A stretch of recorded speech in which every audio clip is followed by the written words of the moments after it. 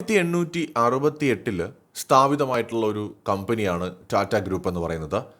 ഈ മുംബൈ ആസ്ഥാനമായിട്ട് പ്രവർത്തിക്കുന്ന ടാറ്റ ഗ്രൂപ്പിന് കീഴിൽ ഒരുപാട് ഉപകമ്പനികളുമുണ്ട്.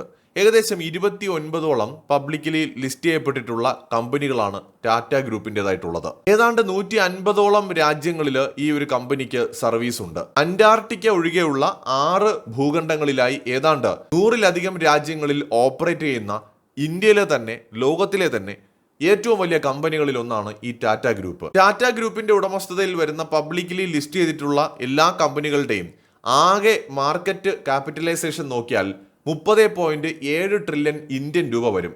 നമ്മൾ ഇതിനെ അമേരിക്കൻ ഡോളറിലോട്ട് കൺവേർട്ട് ചെയ്താൽ 370 ബില്യൺ അമേരിക്കൻ ഡോളർ വരും. ഇത് 2024 ഫെബ്രുവരി 19 വരെയുള്ള ലേറ്റസ്റ്റ് കണക്കുകളാണ്.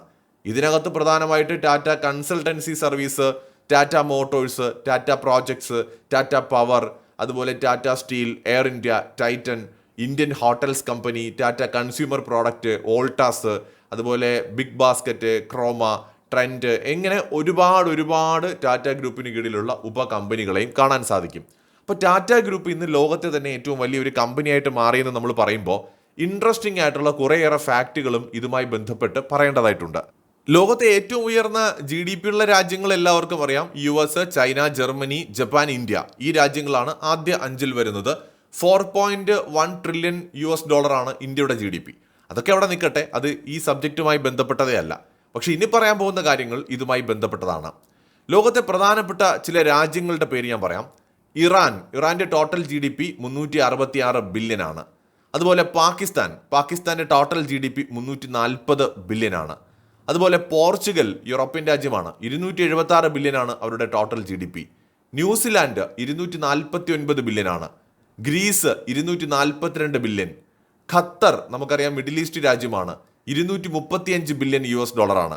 ഒമാൻ 108 ബില്യൺ US$ ആണ്. ഇനി കുറെ പേരുകൾ ഞാനൊന്ന് പറഞ്ഞു പോകാം. Uzbekistan, Venezuela, Morocco, Kuwait, Hungary, Ukraine എന്ന് വേണ്ട കസാക്കിസ്ഥാൻ, അസർബൈജാൻ, ലോകത്തെ ഏതാണ്ട് ഒരു 150ഓളം രാജ്യങ്ങൾ അല്ലെങ്കിൽ 150-ലധികം രാജ്യങ്ങളുടെ ടോട്ടൽ GDP കൂടുതലുണ്ട് ടാറ്റയുടെ ലിസ്റ്റ് ചെയ്യപ്പെട്ട കമ്പനികളുടെ ടോട്ടൽ മാർക്കറ്റ് ക്യാപിറ്റലൈസേഷൻ എന്ന് പറയുന്നത്. അതായത് ടാറ്റയുടെ ടോട്ടൽ മാർക്കറ്റ് ക്യാപിറ്റലൈസേഷൻ ആയിട്ടുള്ള 370 ബില്യൺ US$ മുകളിൽ GDP ഉള്ള ലോക രാജ്യങ്ങളുടെ എണ്ണം എന്ന് പറയുന്നത് വെറും 41 മാത്രമാണ്. സ്വയംഭരണ പ്രദേശങ്ങൾ, അതുപോലെ തന്നെ അംഗീകൃതമായ രാജ്യങ്ങൾ, ഇതെല്ലാം കൂടെ ചേർത്ത് 213 സ്റ്റേറ്റുകളെ അല്ലെങ്കിൽ രാജ്യങ്ങളെ നമ്മൾ കൺസിഡർ ചെയ്തു കഴിഞ്ഞാൽ അതിൽ വെറും 41 രാജ്യങ്ങൾക്ക് മാത്രമാണ് ടാറ്റ കമ്പനികളുടെ ടോട്ടൽ ക്യാപിറ്റലൈസേഷനേക്കാൾ കൂടുതൽ അവരുടെ GDP ആയിട്ട് അവകാശപ്പെടാനുള്ളത്. അപ്പോൾ ടാറ്റ ഗ്രൂപ്പ് എത്രത്തോളം വളർന്നിരിക്കുന്നു എന്ന് നോക്കൂ.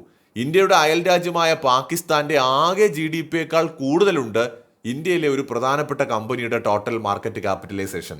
അതുപോലെ മിഡിൽ ഈസ്റ്റിലെ സമ്പന്ന രാജ്യമായ ഖത്തറിന്റെ ടോട്ടൽ GDP കൂടുതലുണ്ട് ഇന്ത്യയുടെ ഒരു കമ്പനിയായ ടാറ്റയുടെ ടോട്ടൽ മാർക്കറ്റ് ക്യാപിറ്റലൈസേഷൻ. ടാറ്റയുടെ ഗ്രോത്തിനൊപ്പം നമ്മുടെ ഭാരതത്തിന്റെ ഗ്രോത്ത് കൂടിയാണ് ഞാൻ ഇവിടെ പറയാൻ ആഗ്രഹിക്കുന്നത്.